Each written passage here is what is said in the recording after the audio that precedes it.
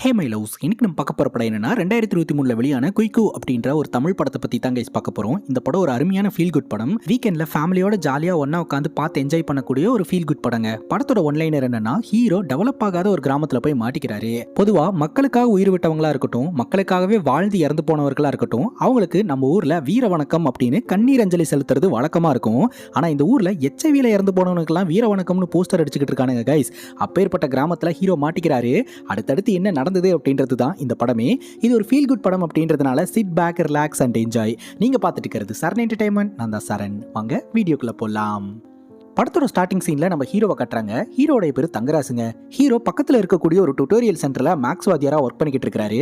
Class எடுக்கிறதுக்கு போறதுக்கு முன்னாடி ஒரு டென்ஷன் டம் போட்டு போலாம் அப்படின்ட்டு வழக்கமா சிகரெட் வாங்குற இடத்துல போய் சிகரெட் கேட்டா, ஃபர்ஸ்ட் நீ பழைய பாக்கிய கொடு, அதுக்கப்புறம் நான் சிகரெட் தரேன் அப்படின்னு சொல்லி அனுப்பிச்சுட, நம்ம ஹீரோவும் கையில காசு இல்லாதனால அப்படியே மனவேதனையிலேயே கிளாஸுக்கு வந்துகிட்டு இருக்காரு. அப்போ டுட்டோரியல் சென்டரோடைய மாடியில அங்க வந்த பசங்க 4 பேர் நின்று தம் அடிச்சுக்கிட்டு இருக்கானுங்க. அது கீழே இருந்து பார்க்கும்போதே ஹீரோக்கு தெளிவா தெரியுது. உடனே அவனுங்களை கையும் களவுமா பிடிக்க போறேன் அப்படின்ட்டு மேலே வராரு. ஆனா ஹீரோ மேலே வரதை தெரிஞ்சுக்கிட்டு இந்த 4 பசங்க உடனடியாக கிரைம் சீனை கிளியர் பண்ணிட்டு ஸ்டைலா சிட்டிங்கை போட்டு குரூப் டிஸ்கஷன்ல ஈடுபட ஆரம்பிக்கிறானுங்க. என்னடா பண்ணிட்டு இருக்கீங்க அப்படின்னு சொல்லி கேட்க, படிச்சுட்டு இருக்கிறோம் அப்படின்ற மாதிரி இவனுங்க போய் சொல்றானுங்க. ஆனா ஹீரோ தான் பார்த்துட்டார் இல்லையா, அதனால பாக்கெட்ல என்ன வச்சிருக்க அப்படின்னு சொல்லி பாக்கெட்டுக்குள்ள கை விடும் போது தம்மு மாட்டிக்குது. சார் சார் தயவு செஞ்சு வீட்டில் போட்டு கொடுத்துறாதீங்க சார் அப்படின்னு சொல்லிட்டு இவனுங்க 4 பேர் கெஞ்சுறானுங்க. அதுக்கு ஹீரோ சொல்றாரு, உங்க வீட்டில எல்லாம் போட்டு கொடுக்க கூடாது அப்படின்னா இனிமேல் நீங்க தம் அடிக்கும் போது என்னையும் கூட சேர்த்துக்கணும், ஓகேவா அப்படின்ற மாதிரி சொல்ல அவனுங்களும் ஓகேன்னு சொல்லிடுறானுங்க. ஏன்னா ஹீரோ கிட்ட ஒரு சிகரெட் வாங்குறதுக்கு கூட காசு இல்லைங்க. அதனால இந்த சின்ன பசங்க கூட சேர்ந்து சிகரெட் அடிக்கலாம் அப்படின்னு முடிவெடுக்கிறாரு. சிகரெட் அடிக்கும் போது இவருக்கு அந்த உணர்வு எப்படி இருக்கும் அப்படின்றத இந்த பசங்க கிட்ட எக்ஸ்பிளைன் பண்ணிக்கிட்டு இருக்கும் போதே கரெக்டா பிரின்சிபல் வந்துடுறாரு. பிடிச்சி கண்டபடி திட்டி அந்த பசங்களை அனுப்பிச்சு விட்டுட்டு நீ என் ரூமுக்கு வா அப்படின்னு சொல்ல, உடனே ஹீரோ பிரின்சிபலை மீட் பண்றதுக்காக போறாரு. ஆக்சுவலாக ஹீரோ பார்த்தீங்கன்னா எல்லா சப்ஜெக்ட்லையுமே ஃபெயிலு, ஆனால் மேக்ஸில் மட்டும் சென்டம். ஹீரோக்கு மேக்ஸ் சூப்பராக வருங்க. ஹீரோ மேக்ஸில் ஸ்பெஷலிஸ்ட்னு கூட சொல்லலாம். இந்த ஒரு டேலண்ட் உனக்கு இருக்குது அப்படின்னு உன்னுடைய மாமன் சொன்னதுனால தான் உன்னை இந்த டுட்டோரியல் சென்டரில் டீச்சராக நான் சேர்த்துக்கிட்டேன், எந்த ஒரு குவாலிஃபிகேஷன் இல்லைனா கூட. ஆனால் நீ என்னன்னா பசங்களுக்கு தம் அடிக்கிறத பற்றி சொல்லி கொடுத்துக்கிட்டு இருக்க, உன்னையெல்லாம் எப்படி டீச்சராக வச்சுக்க முடியும், முதல் இந்த இடத்துலேருந்து கிளம்பி இனிமேல் இந்த டுட்டோரியல் பக்கமே வந்துடாத அப்படின்னு பிரின்சிபல் துரத்தி விட்டுறாருங்க. அங்கே கட் பண்ண ஒரு கிராமத்தில் இருக்கிற 2 சின்ன பசங்களை காட்டுறாங்க. பக்கத்தில் இருக்கிற ஸ்கூலுக்கு போயிட்டு டீச்சர் மலையரசியை அவங்க அம்மா கூட்டு வர சொல்லியிருக்காங்க, மலையரசியோட பாட்டி சீரியஸா இருக்காங்களாமா அப்படின்னு சொல்ல, மலையரசியோட பாட்டி இறந்துட்டதா சொல்லி முன்னாடியே அவ லீவ் வாங்கிட்டாலே, அப்ப அது பொய்யா இல்ல இது பொய்யா, அவ கூட படிச்ச பொண்ணு இங்க டீச்சரா இருக்கிறா, அவகிட்ட கேட்கலாம் அப்படின்ட்டு அந்த பொண்ணு கிட்ட கேட்டா அவங்க எதுவும் தெரியலன்னு சொல்லிடுறாங்க. இதன் மூலமா நமக்கு என்ன புரிய வருது அப்படின்னா, மலையரசி கூட படிச்ச பொண்ணு டீச்சரா இதே ஸ்கூலுக்கு கிளாஸ் எடுக்கிறதுக்கு வந்துட்டாங்க. ஆனா மலையரசி திரும்ப ஃபெயில் ஆகி இதே ஸ்கூல்ல ஸ்டூடெண்டா இருந்துட்டு இருக்காங்க. அன்னைக்கு இறந்து போனதே என் தாத்தாவோட பாட்டி, இப்ப கிரிட்டிக்கலா இருக்கிறது தான் என் பாட்டி அப்படின்னு சொல்ல டீச்சரும் அலோவ் பண்ணிடுறாங்க. ஸோ மலையரசி ஏகப்பட்ட நாள் ஸ்கூலுக்கு லீவ் போடுவாங்க அப்படின்னு தெரிய வருது. போற வழியில மாங்காய் மரத்தை பார்த்துட்டு மாங்காய் பறிச்சுட்டு போலாண்டா அப்படின்னு அந்த பசங்க கிட்ட சொல்ல, அக்கா உன் பாட்டி அங்க சாவ கிடந்துகிட்டு இருக்கு, நீ என்னடா மாங்காய் பறிக்கலான்னு சொல்லிட்டு இருக்க அப்படிங்கும் போது, ஊர்ல இருக்கிற எல்லாருக்கும் டாடா பாய் சொல்லிட்டு தான் என் கிளவி போகும், அதெல்லாம் ஒன்றும் பிரச்சனை இல்லை அப்படின்னு சொல்லிட்டு மாங்காய் பறிக்க ஆரம்பிக்கிறாங்க. அங்க கட் பண்ணா நம்ம ஹீரோ வீட்டுக்கு வராருங்க. வீட்டுல சீரியல் ஓடிட்டு இருக்கு. ஹீரோட அம்மா கிச்சன்ல ஒர்க் பண்ணிட்டு இருக்காங்க. ஹீரோ வீட்டுக்குள்ள நுழைஞ்ச உடனே டிவி சேனலை மாத்துறாரு, கிரிக்கெட் பாக்குறாரு. ஹீரோட அம்மாக்கு சம்மக்கம் வந்துருது. உடனே சேனலை மாத்திரா அப்படின்னு சொல்லி திட்டுறாங்க. ஏமா நேற்று ராத்திரி தான் லைவ் மேட்சை பார்க்க விட மாட்டேன், நீங்க இப்போ ஹைலைட்ஸாவது பார்க்கலாம்னு நினைச்சா அதுவும் பார்க்க விட மாட்டேன்றீங்க அப்படிங்கும் போது, உன்ட்ட ஏதாவது நான் கேட்கறேனாடா, என்ன சீரியல் மட்டும் பார்க்க விட்டுரு, நான் உன்ட்ட எதுவுமே கேட்கறது இல்லை அப்படின்னு சொல்ல ஹீரோ டென்ஷனாக அந்த இடத்துல இருந்து வெளியே வராரு.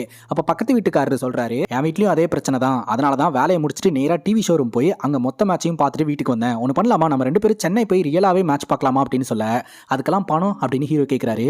ஒரு 1000 ரூபாய் மட்டும் ரெடி பண்ணு, மற்றதெல்லாம் நான் பார்த்துக்கிறேன், அதான் உன் மாமா இருக்கிறார்ல அவர்கிட்ட கேளு அப்படின்னு சொல்ல, சரி அப்படின்ட்டு ஹீரோவும் கிளம்புறாருங்க. மலையரசி ஏரியா பக்கம் என்டர் ஆகும்போது ஒரே கூட்டம், பாட்டி போயிடுச்சு போலையடா அப்படின்னு சொல்லிட்டு அப்படியே வீட்டுக்குள்ள போக மலையரசியோட அம்மா கண்டபடி திட்டுறாங்க. ஏண்டி உங்க ஆத்தா சாவ கிடக்குது அப்படின்னு உன்னை ஆள் விட்டு ஸ்கூல்ல இருந்து வரவழைச்சா நீ மாங்காய் பறிக்கிறதுக்காவா போயிருக்க அப்படின்னு கேட்க, நான் ஒண்ணு எனக்காக மாங்காய் பறிக்க போலையே, பாட்டிக்கு மாங்காய் பிடிக்கும் அதனாலதான் பறிக்க போனேன் அப்படிங்கும் போது, பாட்டிக்கு பிடிக்கும்னா ஒண்ணு பறிச்சுட்டு வர வேண்டியது தானே, அது என்ன விற்கிற அளவுக்கு பறிச்சுட்டு வந்திருக்க அப்படின்னு சொல்லிட்டு, இந்த போனை பிடி, உங்க மாமனுக்கு போனை போடு அப்படின்ற மாதிரி சொல்ல, நம்ம மலையரசியோட மாமா பேரு மலையப்பன், அதாவது மலையரசியோட அம்மாவோட தம்பிங்க.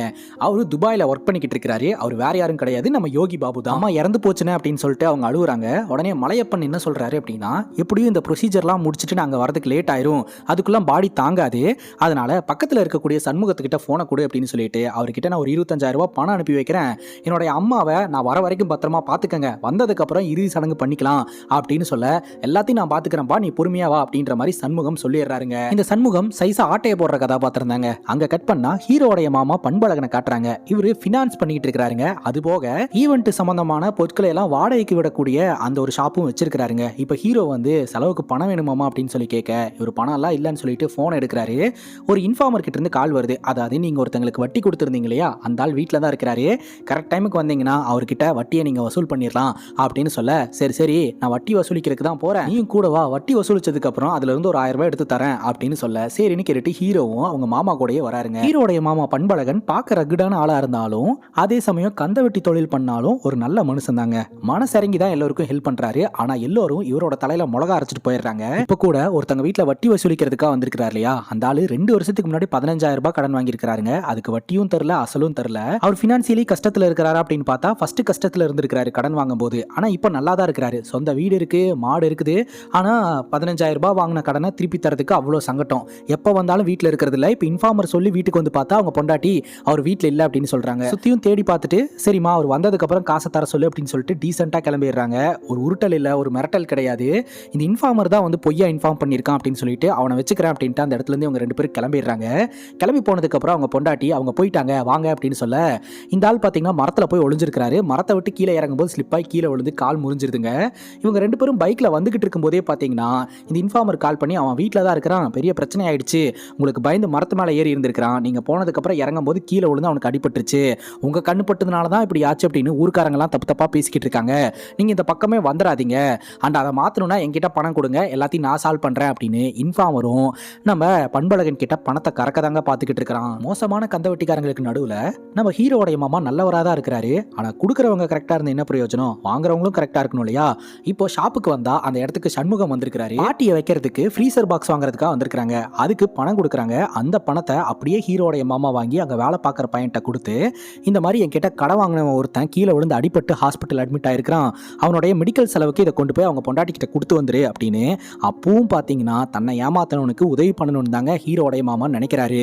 அந்த ஒரு சுச்சுவேஷன்ல நீங்க வேற அந்த பையனை அனுப்பிச்சிட்டீங்க, இப்ப யார் இந்த ஃப்ரீசர் பாக்ஸை வந்து செட் பண்ணி கொடுப்பா அப்படின்னு சண்முகம் கேட்க, டே நீ போயிட்டு வந்துடுறியா அப்படிங்கும் போது, இல்ல மாமா நான் நாளைக்கு ஐபிஎல் மேட்ச் பார்க்கறதுக்காக போகணும் அப்படிங்கும் போது, நாளைக்கு தானடா நைட்டு ரிட்டர்ன் வந்துருவியாமா, வேற யாருமே இங்க இல்ல அப்படின்னு சொல்ல, சரின்னு கேட்டுட்டு ஹீரோவும் போறாரு.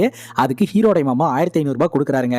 ஒரு இடத்துல வண்டியை நிப்பாட்ட சொல்லி சண்முகம் பாத்தீங்கன்னா என்னென்ன தேவையான பொருட்கள் வேணுமோ எல்லாம் வாங்கிட்டு வராங்க. குறிப்பா ஏகப்பட்ட சரக்கு பாட்டில் வாங்கிட்டு வராங்க. அப்போ நம்ம ஹீரோ பாத்தீங்கன்னா பக்கத்து வீட்டுக்காரனுக்கு போனை போட்டு, நீ 1000 ரூபாய் ரெடி பண்ண சொன்ன, நான் 1500 ரூபாய் ரெடி பண்ணிட்டேன், ஸோ நைட்டு வந்துடுறேன், காலையில நம்ம கிளம்பிடலாம் அப்படின்னு ஹீரோ சொல்லிடுறாருங்க.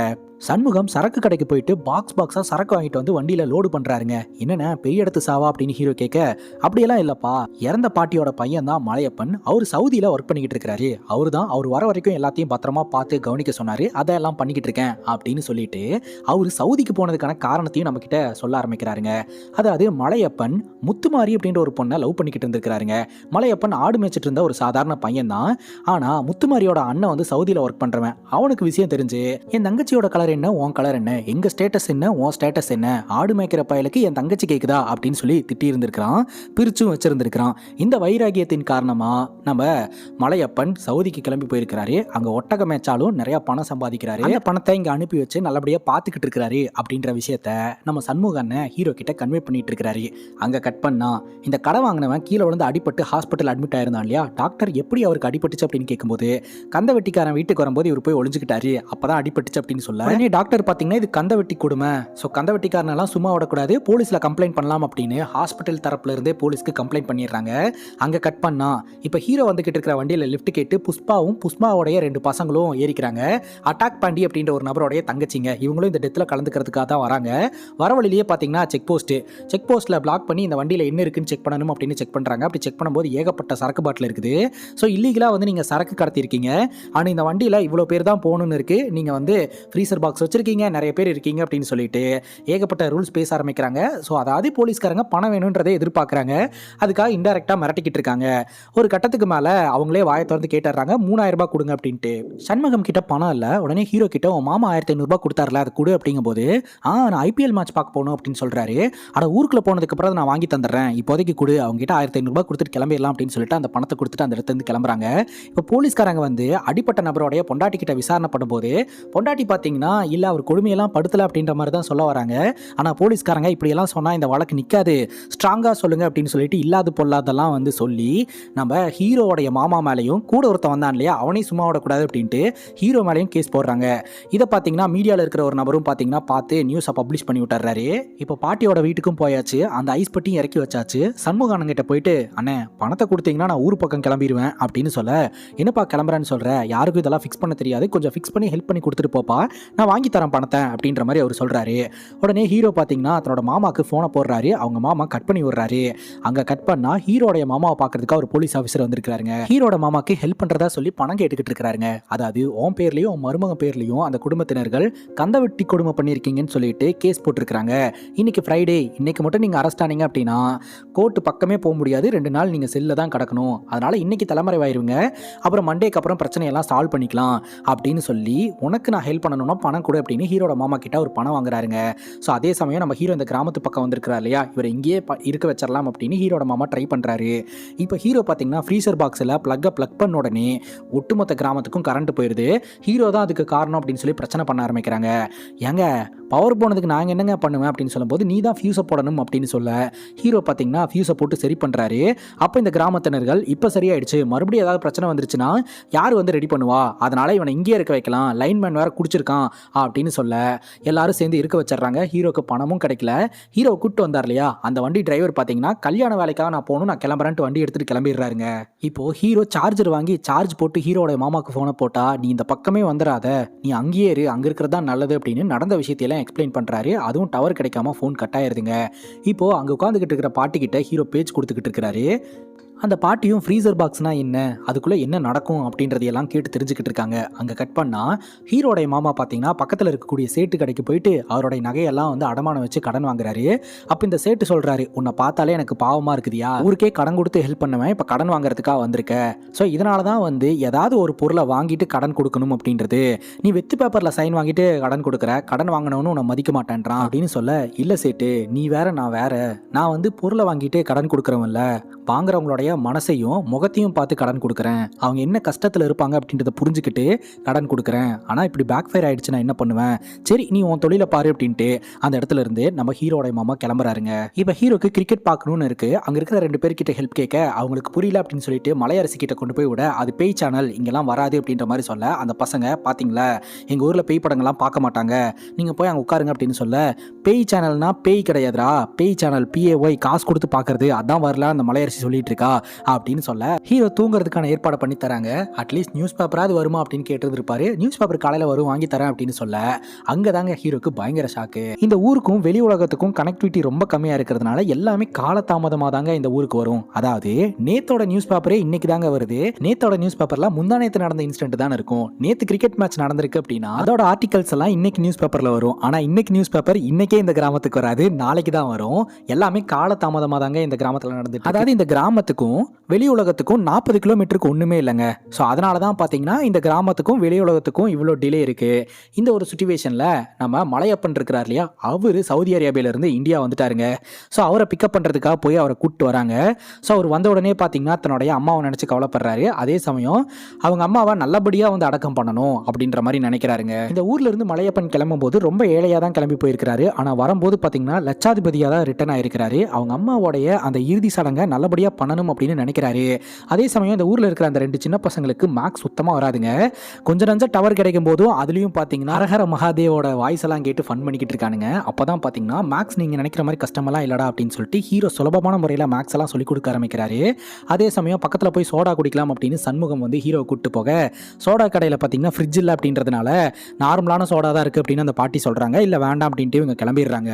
இப்ப ஹீரோ சண்முகம் கிட்ட அதான் வர வேண்டியவங்க எல்லாருமே வந்துட்டாங்கலங்க, நான் எதுக்குங்க இந்த இடத்துல இருக்கணும், எல்லாம் நீங்களே பார்த்துக்கோங்க, நான் ஊர் பக்கம் போகிறேன் அப்படின்னு சொல்ல, இரு அப்படின்னு சொல்லிட்டு மலையப்பன் கிட்ட கூட்டிட்டு போயிட்டு ஒரு ஊருக்கு போகிறேன்னு சொல்கிறாரு. என்ன இது நீயே பாருப்பா அப்படின்னு சொல்ல, உடனே மலையப்பன் ஹீரோ கிட்ட இங்கே பாருப்பா, என்னுடைய அம்மா உயிரோடு இருக்கும்போது நான் சரியாக பார்த்துக்கவே இல்லை, அட்லீஸ்ட் அவங்க இறந்து போகும்போதாவது அவங்கள நல்லபடியாக அடக்கம் பண்ணணும்னு நினைக்கிறேன், நீ இங்கேயே இரு, இந்த சடங்கெல்லாம் முடிச்சு கொடுத்துட்டு போ அப்படின்ற மாதிரி சொல்லிட்டு உனக்கு என்ன வேணுமோ எல்லாத்தையும் நான் பண்ணி கொடுக்கறதுக்கு தயாராக இருக்கேன் அப்படின்னு உட்கார வச்சிடறாரு.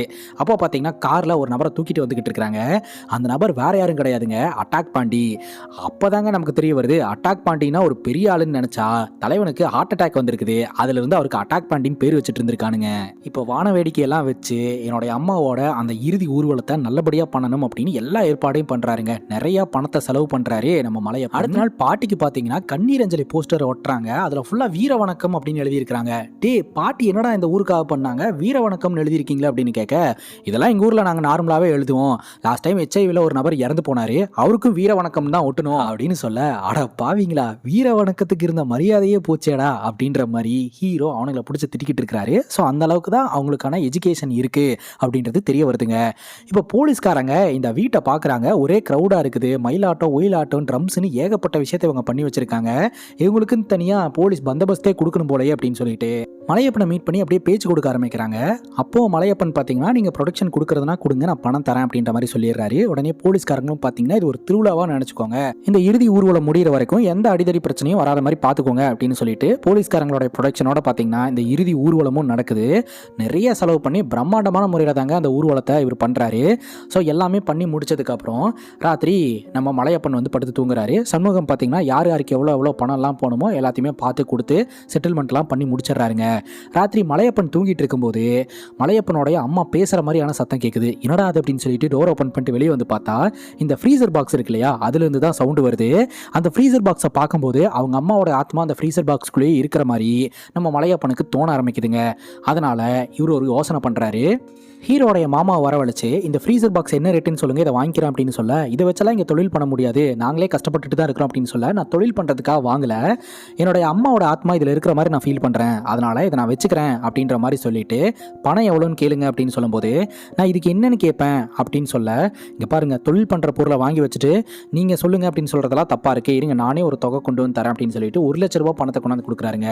ஏங்க அதோட ரேட்டே 20,000 ரூபா தான், அதுவும் செகண்ட் ஹேண்டு தான், ஒருத்தன் வட்டிக்கு பணம் வாங்கிட்டு ஏமாற்றிட்டான், அதனால் அவனோட பொருளை எடுத்துகிட்டு வந்து வச்சுட்டேன், ஸோ வேண்டாம் விடுங்க நீங்கள் வச்சுக்கோங்க அப்படின்னு சொல்ல, கொஞ்சம் அசந்தாலே ஆட்டையை போடுற ஆளுங்க இருக்கக்கூடிய இந்த ஊரில் லைட்டாக சண்முகம் டார்கெட் பண்ணி தான் சொல்கிறாரு, நீங்கள் ரியலாகவே வந்து நல்லவராக இருக்கிறீங்க வச்சுக்கோங்க அப்படின்னு சொல்ல, எனக்கு பணம்லாம் வேணாங்க, மாறா ஒரு உதவி பண்ண முடியுமா, ஆக்சுவலாக என் பேர்லேயும் என் மருமகன் பேர்லேயும் ஒரு குடும்பம் கந்தவட்டி கேஸ் கொடுத்துருக்குது, நான் எப்படியாவது அந்த பிரச்சனையை சால்வ் பண்ணிடுறேன், ஒரு 3-4 நாள் உங்கள் வீட்டில் வச்சுக்க முடியுமா, இல்லாட்டி அவன் ஊருக்கு வந்தானா ஜெயிலுக்கு போக வேண்டியது இருக்கும் அப்படின்னு சொல்ல, அதுக்கு என்னங்க நான் பார்த்துக்கிறேன் அப்படின்னு சொல்ல, இந்தாடா செலவுக்கு காசு வச்சுக்க அப்படிங்கும்போது, என்னங்க பழக்காது, நான்லாம் அவனை பார்த்துப்பேன், காசெல்லாம் ஒன்றும் தர வேண்டாம் அப்படின்ற மாதிரி சொல்லி ஹீரோட மாமாவை அனுப்பிச்சு வச்சுட்டு ஹீரோ பார்த்துக்கிறாங்க. இந்த ஊரில் சேகர் பாபுன்னு ஒருத்தர் இருக்கிறாருங்க, அவர் நிறைய நல்லது பண்ணுவார். இதே ஊரில் சேகர் பாபு அப்படின்னு 2 பேர் தனியாக இருக்காங்க, இவனுங்க திருட்டு வேலையிலலாம் ஈடுபடுவானுங்க, கோயில் உண்டியில் அடித்து பணத்தை எடுத்துருந்துருக்கானுங்க. ஸோ இந்த விஷயம் நம்ம மலையப்பனோட காதுக்கு வருது, அந்த விஷயத்தை பெருசாக்க வேணாம், அந்த பிரச்சனையை நானே சால்வ் பண்ணி கொடுக்குறேன் அப்படின்ற மாதிரி இவரே பார்த்தீங்கன்னா மக்களுக்கு நிறைய நல்லது பண்ணிக்கிட்டு இருக்கிறாரு. இனி ஏதாவது தொழில் ஆரம்பிக்க போறியா அப்படின்னு சொல்லி கேட்கும்போது, இல்லை நான் விவசாயம் பண்ணி இந்த ஊர்லேயே நீ செட்டில் ஆயிடலான்னு பார்க்குறேன் அப்படின்ற மாதிரி மலையப்பன் முடிவெடுக்கிறாரு. அதாவது இனிமேல் ஊருக்காரங்களுக்காகவும் விவசாயத்துக்காகவும் வாழலாம் அப்படின்னு மலையப்பன் முடிவெடுத்திருக்கிறாருங்க.